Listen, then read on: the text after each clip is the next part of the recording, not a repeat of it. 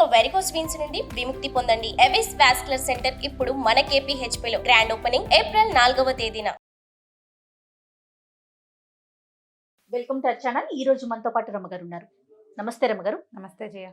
రమగారు, శని త్రయోదశి కి కొంచెం ప్రత్యేకమైన స్థానం ఉంది. అసలు మిగతా దేవుళ్ళకి, సాయిబాబాకి కొంతమంది భక్తులు, వెంకటేశ్వర స్వామికి కొంతమంది భక్తులు, అమ్మవారికి కొంతమంది భక్తులు మనకి కనిపిస్తారు. పరమ భక్తుల కథలు కూడా మనం కొన్ని చెప్పుకుంటూ ఉన్నాం. కానీ శనీశ్వరుడికి ఇలాంటి భక్తులు ఉన్నారా? అంటే ఇంత ఇష్టంగా కులదైవంగా కానీ ఇష్టదైవంగా కానీ కొలిసే వాళ్ళు ఉంటారా? ఆయన పేరు అనగానే చాలా మంది భయపడిపోతూ ఉంటాం. సహజంగా అమ్మో ఆయన ప్రభావం మనం, మిగతా దేవుళ్ళ అందరి ప్రభావం మన మీద ఉండాలని కోరుకుంటాం, ఈయన ప్రభావం మాత్రం వద్దని కోరుకుంటాం, కష్టాలు తప్పు అనేసి. కానీ మరి శని త్రయోదశికి ఉన్న ప్రత్యేకత ఏంటి? ఈ రోజు ప్రత్యేకంగా పాటించాల్సిన నియమాలు కన్నా అలాంటివి ఏమైనా ఉన్నాయంటారా? శనిదేవుడు అంటే ఎందుకు మిగిలిన వాళ్ళకి భక్తులు ఉంటారు, శనీశ్వరుడికి ఎందుకు ఉండరు? శనీశ్వరుడిని దైవంగా భావించడానికి వీల్లేదు కదా. ఆయన నవగ్రహాలలో ఒకడు గ్రహం. నవగ్రహాల్లో ఒక గ్రహం. ఆ నవగ్రహాల్లో మనకి సూర్యుడు, చంద్రుడు ఉన్నారు కదా, బుధుడు, శుక్రుడు, రాహుకేతువులు ఎలాగ ఉన్నారు.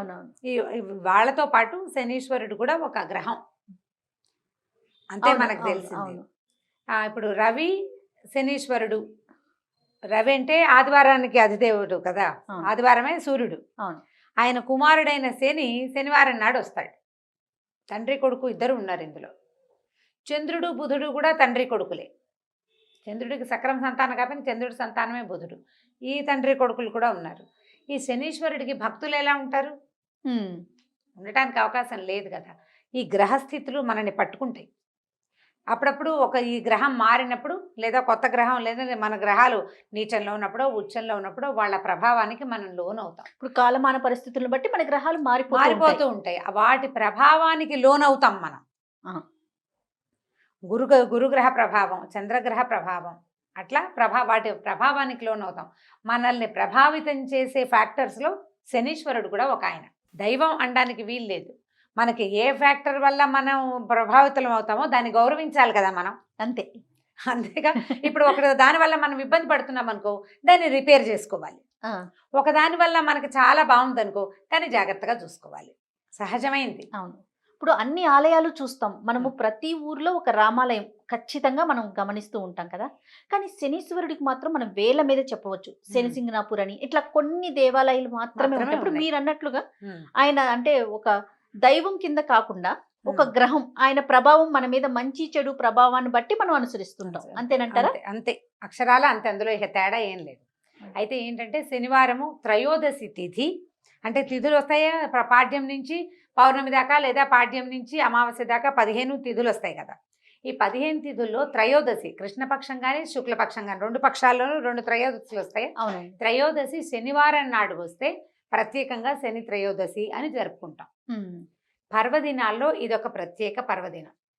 ఈ శని త్రయోదశి నాడు శివాభిషేకం చేసిన, రుద్రాభిషేకం, పరమశివుడికి అభిషేకం చేసిన, లేదా శనైశ్వరుడికే ఏదైనా అభిషేకం చేసుకుంటే శని వల్ల తమకు కలిగిన ఇబ్బందుల నుంచి కొంత బయటపడతామని, శని ప్రభావం మన మీద కొంచెం గబగబా వెళ్ళిపోతుంది అని. ఇప్పుడు శని అని చెప్తామా? ఈ శని అంటే అదేదో విచిత్ర పదార్థం కాదు. శనైహి చరతీతి శనైశ్చరః అని చెప్తారు. మెల్లిగా నడుస్తాడు. శని దశ నిదానంగా వెళ్తుంది, మెత్తగా నడుస్తుంది. మందుడు అంటారు, మందేశ్వరుడు అంట. మందగా అంటే తాపీగా కదులుతానమాట. మిగిలిన కాలాల్లాగా చకచకలాడదు. శని పట్టిన రోజుల్లో మనకు శనిగ్రహంలోకి మనం వెళ్ళినప్పుడు, అంటే ఆయన తాలూకు ప్రభావానికి గురైనప్పుడు ఆ కాలం నిదానంగా గడుస్తుంది. కానీ మనం ప్రత్యేకంగా చెప్పుకోవాల్సింది ఏంటంటే, శనేశ్వరుడు ఈయన ఏంటంటే ఒక ప్రత్యేకమైన దేవుడు. కష్టపడ్డం నేర్పిస్తాడు మనకి. లోకంలో మనం చెప్పుకుంటాం చూడు, బాగా కష్టపడ్డం అలవాటు ఉన్నవాడు పెద్దయ్యాక సుఖపడతాడు, ఎక్కడైనా బతికేస్తాడు. సుఖపడ్డం సులువు. అదే ముందు నుంచి సుఖపడ్డవాడు కష్టపడాలంటే ఏడ్చిపోతారు. శని దశలోకి వెళ్ళి అంతర్దశల్లోనూ విదేశాలలోనూ శనికి ప్రభావానికి లోనైన వాళ్ళు తర్వాత రోజుల్లో బాగుంటారు. బాగా కష్టపెట్టి తర్వాత మంచి ఫలితాన్ని ఇస్తాడు శనేశ్వరుడు. జీవితాన్ని నేర్పిస్తాడు. జీవితాన్ని నేర్పించిన నువ్వు కష్టపడి పనికి ఫలితాన్ని తీసుకో. అది ఎంత మంచి సింపుల్ సంగతే కదా. కాకపోతే ఇది పట్టి అది ఆ దశలోకి వెళ్ళినప్పుడు ఒక్కొక్కళ్ళకి ఒక్కో జీవితానికి సరిపడా, ఒక్కొక్కళ్ళకి అంటే ఎంత చెట్టుకు అంత గాలి అనుకుంటామో మనం, అట్లా వాళ్ళ గ్రహాలను అనుసరించి ఈ శనేశ్వరుడు ఎవరితో కలిసి ఉన్నాడు, ఎలాంటి సమయంలో వచ్చాడు, దాన్ని బట్టి మన తాలూకు కష్టాలతో ఇబ్బందులతో పరంపర ప్రెషరు అవి ఎక్కువ అవుతాయి. అలాంటి వాళ్ళు ఈ శని త్రయోదశి నాడు ఏదైనా అభిషేకం కానీ పూజ కానీ ప్రత్యేకంగా దానాలు కానీ చేసుకుంటే బాగుంటుంది. ఇప్పుడు పెద్ద పెద్ద రకాలు చేయగలుగుతారు, చేయలేకపోతారు. దేవాలయానికి వెళ్ళి శివుడికి అభిషేకం చేయించుకున్నా, రుద్రాభిషేకం తైలాభిషేకం లాంటివి ఏమైనా చేయించుకున్నా, శివుడికి అభిషేకం చేసినా శని శాంతిస్తాడు. శనికే ప్రత్యేకంగా చేసుకోగలిగితే ఇంకా బాగుంటుంది. దేవాలయాల్లో నవగ్రహ మండపాల్లో శనేశ్వరుడు ఉంటాడు. శనివారం నాడు నల్లటి వస్త్రం, నల్లటి నువ్వులు, నీలం కూడా నలుపు నీలం ఆయనకి ఇష్టమట, నువ్వుల నూనె, నల్ల నువ్వులు, నల్లటి వస్త్రాలు వీటిని దానం చేయటం, గొడుగు, నల్లటి గొడుగు అవి కూడా దానం చేస్తే ఎవరికైనా ఉపయోగపడేందుకు ఆ వస్తువుని ఇస్తే కనుక దానివల్ల మనకి కొంత ప్రయోజనం చేకూరుతుంది. శని దశల నుంచి బయటపడతాం. ఈ సంవత్సరం మన కార్తీక మాసంలో 2 శని త్రయోదశులే వచ్చినాయి. ఆల్రెడీ ఒక శని త్రయోదశి శుక్లపక్షంలో అది వెళ్ళిపోయింది. కృష్ణపక్ష శని త్రయోదశి నెల కూడా చివరికి వచ్చేస్తోంది కదా. అవునండి. ఈ నెల కాలం అంతా అంటే ఈ త్రయోదశికి ముందు దాదాపుగా 27 రోజులు అయిపోయినాయి కదా. ఏమీ చేసుకోలేకపోయిన వాళ్ళు కూడా శని త్రయోదశి నాడు కనుక ఆ శివాలయానికి వెళ్ళి కాస్త రుద్రాభిషేకం లాంటివి ఏమైనా చేయించుకుని, శనికి కూడా మనకి ఏదైనా అవసరం ఉంటే ప్రత్యేకంగా చేయించుకుంటే శనేశ్వరుని సమస్య తగ్గుతుంది. మనకి ఈ కార్తీకంలో ఈ రుద్రాభిషేకం, శివాలయ దర్శనము, శివాలయంలో ప్రాంగణంలో దీపం వెలిగించిన ఫలితం ఇవన్నీ దక్కుతాయి. చివరి రోజుల్లో అయినా కూడా ఆఖరి రోజునైనా మనం దాన్ని యూటిలైజ్ చేసుకోవచ్చు. మంచి పద్ధతి. అయితే ఈ శనేశ్వరుడి సంగతి మీకు డౌట్లు ఉన్నాయి ఇంకా? అదే అసలు ఈయన పుట్టుక, ఈయన క్యారెక్టర్ అంటే ఈయన మనస్తత్వం ఏంటి, వాటి గురించి తెలుసుకోవాలని ఒక ఆసక్తి రమ్మగారు. 2 చాలా సింపుల్ కథ ఇది. సూర్యుడికి సౌమ్యాదేవని భార్య ఉండేది. ఆయన సూర్యుడు ప్రచండమైన వేడిమి కలిగినవాడు కదా. ఆవిడకి ఎప్పటికీ 2 పిల్లలు కలిగారు, యముడు యమి లేదా యముడు యమున, 2 సంతానం ఉన్నారు. ఈ సౌమ్య ఆవిడ భరించలేకపోయేది ఈ వేడిని. ఎప్పుడు కాలుతూనే ఉండేవాడు నిరంతరం. సూర్యుడు ఏంది నిత్యం అగ్నిగోళం కదా ఆయన.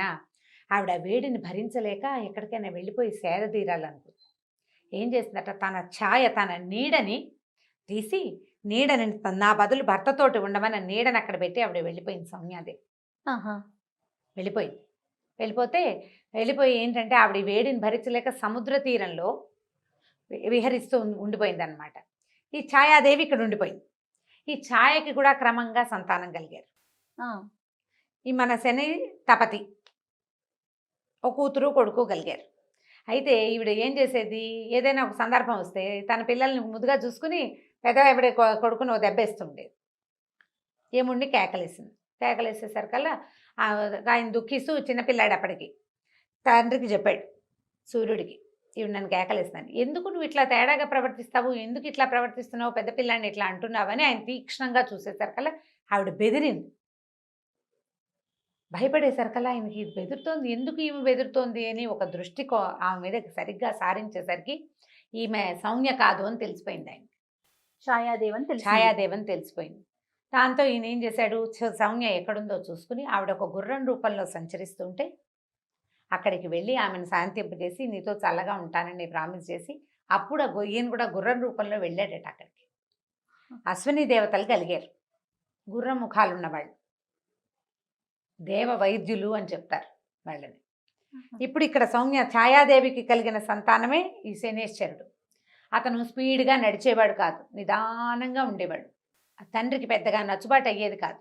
ఈ రవికి శనికి పడదంటారు గ్రహాల రీత్యా కూడా. చంద్రుడికి బుధుడికి పడదు, రవికి శనికి పడదు. తండ్రి కొడుకులు కదా, తండ్రి కొడుకులే కదా, కానీ వీళ్ళిద్దరికి పడదని ఒక మాట చెప్తూ ఉంటారు. పూర్తిగా నాకేం జ్యోతిష్యం వ్యవహారం పెద్దగా తెలీదు, ఏవో చదువుతుంటాం కదా, అప్పుడు కనపడుతూ ఉంటుంది అనమాట. తండ్రి కొడుకే ఈ వారంలో మొదటి రోజుకి ఆయన అధిపతి అయితే చివరి రోజుకి ఈయన అధిపతిగా ఉంటాడు. మనకి హోరాకాలాలని లెక్క పెడతారు. రోజు పొద్దు నుంచి సాయంత్రం దాకా హోరలు మారుతూ ఉంటాయి. రవి హోర, శని హోర, రకరకాల హోరలు. ఆ వారం రోజున మొదటి హోర వాళ్ళదనమాట. 1 గంట, 1:10 నిమిషాలు ఏదో చిన్న సమయం. ఈ సమయంలో ఈ లైన్ రోజంతా హోరలు మారుతూనే ఉంటాయి. శని హోర అయిన తర్వాత మళ్ళీ రవి వస్తాడు కాబోలు. మరి అంతేగా జరగాలి. శనివారం అయ్యాకే కదా వచ్చేది. నాన్న వెనకాలే కొడుకుంటాడు ఇప్పుడు.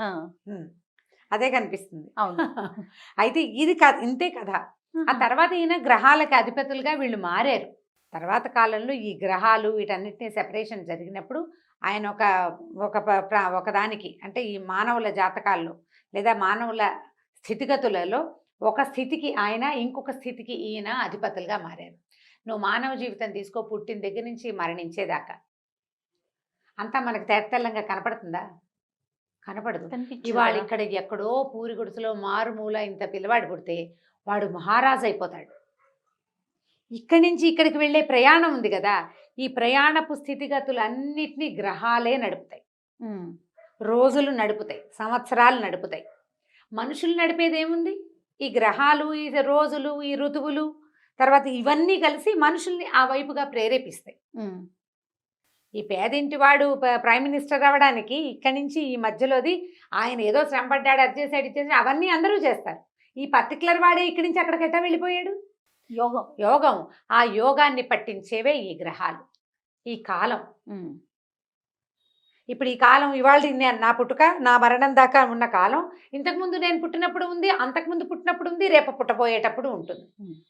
కాలమే మన మొదటి రోజుని, మొదటి పుటక నుంచి మనం ఫస్ట్ ఒక చిన్న చుక్కగా భూమి మీద మొట్టమొదట భగవంతుడు మనని పుట్టించినప్పటి నుంచి తర్వాత మన సంవత్సరాలు మారుతున్న కొద్దికి, మన జన్మలు మారుతున్న కొద్దికి మనతోటే ఉంటుంది.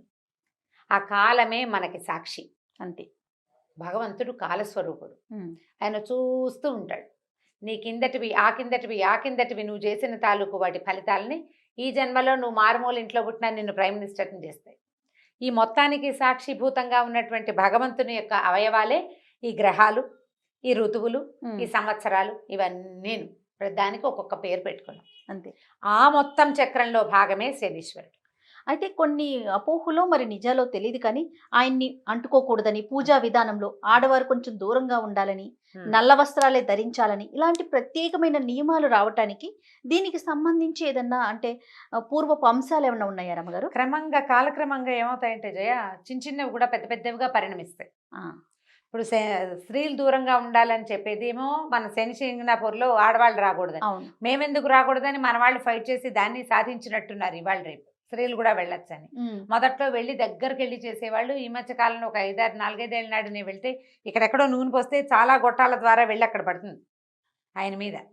దగ్గరికి వెళ్ళేది అయితే ఇప్పుడు లేదు. మరి ఆడవారండి ఎవరు లేరు, అందరూ దూరంగా ఉండేదే. ఏదో పూజారి ఎవరో చేస్తారు. ఇవి ఏంటంటే ఇది పూర్వకాలపు విధానం. అంటే పూజా విధానాలు అవి మగవాళ్లే చేసుకునేవాళ్ళు. అన్ని జాతుల వాళ్ళు పూజలు చేసేవాళ్ళు కాదు ఇదివరకు. ప్రత్యేకంగా ఒక కల్టే పూజ చేసేది. అందులో ఆడవాళ్ళు ఇల్లు వాకిలి పనులు పాటలతోటి సతమతం అవుతుంటే మగవాళ్ళు ఆ పని చేసేవాళ్ళు. బహుశా అలా వచ్చిందేమో. అలా వచ్చింది, అట్లా వచ్చి ఉండొచ్చు. అంతకంటే తీవ్రంగా ఉందని అనిపించదు. అయితే ఏంటంటే ఈయనకి నలుపు ముదురు నీలము ఇష్టం.